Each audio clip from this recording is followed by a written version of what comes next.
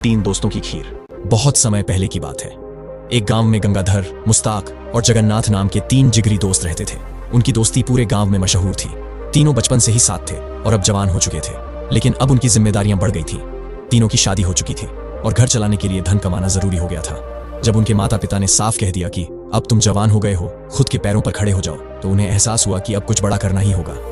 एक दिन गंगाधर ने अपने दोस्तों से कहा, यार गांव में रहकर कुछ नहीं हो सकता, चलो किसी बड़े प्रदेश में चलते हैं। 6 महीने मेहनत करेंगे, पैसा कमाएंगे और फिर लौट आएंगे। मुस्ताक और जगन्नाथ को भी यह सुझाव पसंद आया और तीनों ने अगले ही दिन निकलने का फैसला कर लिया। सुबह होते ही उन्होंने अपना सामान बांधा और अज्ञात प्रदेश की ओर निकल पड़े।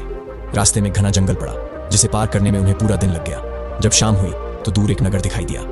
नगर में प्रवेश करने के बाद उन्हें एक धर्मशाला मिली, जहां रुकने की व्यवस्था हो सकती थी। थके मांदे तीनों धर्मशाला में पहुंचे और रात वहीं बिताने का निर्णय लिया। वे अपने साथ दूध, चावल और गुड़ लाए थे। तीनों ने मिलकर उस दूध और चावल से खीर बनाई और पेट भरकर खाई। खाने के बाद देखा कि एक थाली खीर बच गई थी। तभी गंगाधर ने हंसते हुए एक खेल का सुझाव दिया, चलो अब सो जाते हैं और सुबह उठकर अपने अपने सपने सुनाएंगे। जिसका सपना सबसे अनोखा और मीठा होगा, वही बची हुई खीर खाएगा। मुस्ताक और जगन्नाथ को यह खेल मजेदार लगा और उन्होंने हामी भर दी। लेकिन जगन्नाथ को एक शंका हुई, गंगाधर बड़ा चालाक है, जरूर सुबह उठकर खुद ही खीर खा लेगा। तीनों सोने चले गए, लेकिन जगन्नाथ की आंखों से नींद कोसों दूर थी। जगन्नाथ रात भर सोचता रहा। सोचते सोचते आधी रात बीत गई, पर जगन्नाथ को नींद नहीं आई। रात के 2 बजे भी जगन्नाथ जाग रहा था। उसे फिर से भूख लगने लगी और उसने इधर उधर देखा कि गंगाधर और मुस्ताक गहरी नींद में थे। धीरे से जगन्नाथ उठा और बिना आवाज किए बची हुई खीर की थाली उठाई। एक ही सांस में उसने पूरी खीर चट कर गया और फिर ऐसे सोने का नाटक किया मानो कुछ हुआ ही ना हो। खीर खाने के बाद अब जगन्नाथ को भी चैन की नींद आ गई। कुछ ही देर में वह भी गहरी नींद में सो गया। रात भर तीनों खर्राटे मारते रहे और सुबह की पहली किरण के साथ उठ गए। सुबह होते ही गंगाधर, मुस्ताक और जगन्नाथ उठकर बैठ गए। बची हुई खीर की याद आते ही तीनों को रात का खेल याद आ गया। अब समय था सपनों को सुनाने का, ताकि यह तय किया जा सके कि सबसे अनोखा सपना किसका था और कौन खीर खाएगा। सब अपने अपने सपने सुनाने लगे। गंगाधर सबसे पहले अपना सपना सुनाने लगा। मेरे सपने में इंद्रदेव स्वयं मुझे लेने मृत्यु लोक आए थे। मुस्ताक हैरान होकर बोला, भला इंद्र तुम्हें क्यों लेने आए? गंगाधर मुस्कुराते हुए बोला, इंद्र की बेटी की शादी थी।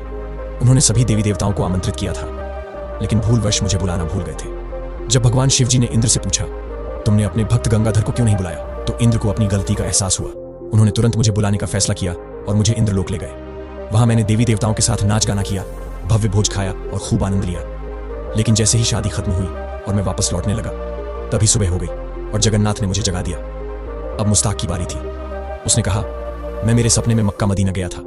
वहां मैंने खूब नमाज अदा की, कुरान पढ़ा और अल्लाह से मुलाकात की। उन्होंने मुझसे बहुत सारी बातें की, लेकिन जैसे ही मैं वापस लौटने लगा, मेरी नींद खुल गई और मेरा सपना अधूरा रह गया।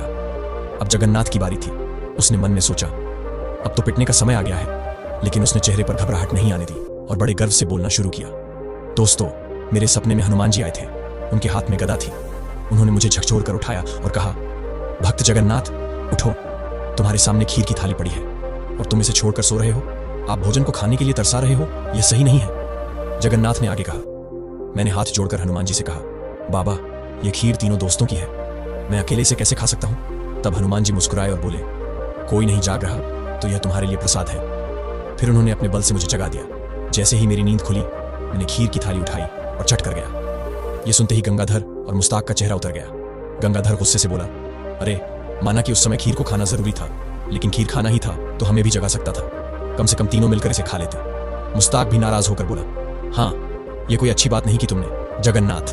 लेकिन जगन्नाथ ने गहरी सांस ली और मुस्कुराते हुए जवाब दिया, दोस्तों, मैंने तो तुम्हें बहुत जगाने की कोशिश की थी, लेकिन उस समय गंगाधर, तू इंद्रलोक में इंद्र की बेटी की शादी में नाच गाना कर रहा था, और मुस्ताक भाई तू मक्का मदीना में नमाज अदा कर रहा था। अब बताओ, जब तुम दोनों ही यहां थे ही नहीं, तो तुम लोग कैसे जागते? गंगाधर और मुस्ताक एक दूसरे का मुंह देखने लगे और फिर ठहाके लगाकर हंस पड़े, लेकिन बेचारे अंदर से उदास थे।